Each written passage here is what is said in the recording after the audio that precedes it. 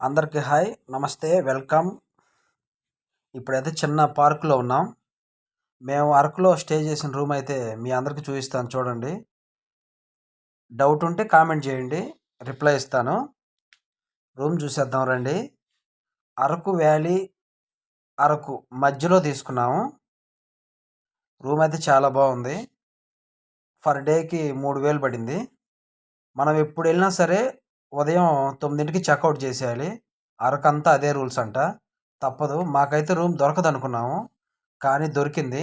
దొరకపోయినట్టయితే Vizag వెళ్ళిపోయేవాళ్ళమే. By లక్గా room దొరికింది. బయట టెంటుల్లో అయితే మనం ఉండలేము. ముఖ్యంగా మీకు చెప్పాల్సింది ఏంటంటే, రూమ్ బుక్ చేసుకోండి ముందే.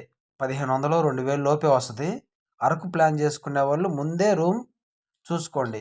మాలాగా ఇబ్బంది పడమాకండి. రోజుకు 3000 అంటే మధ్యతరగతి వాళ్ళకి చాలా ఇబ్బంది.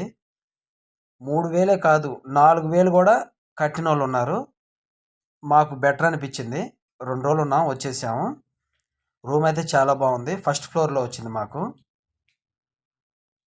కరెక్ట్గా గంగమ్మ తల్లి గుడి ఆపోజిట్ మెయిన్ రోడ్డు మీదే ఉంటుంది. రూమ్ అయితే చాలా బాగుంది. మాకైతే ఇబ్బంది లేదు, హ్యాపీ. అదిగోండి గంగమ్మ తల్లి గుడి.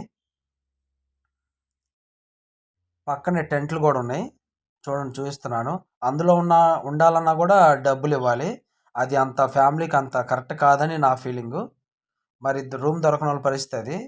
మీరైతే ముందే బుక్ చేసుకోండి. మీకు ఏమైనా డౌట్ ఉంటే నాకు కామెంట్ పెట్టండి, రిప్లై ఇస్తా.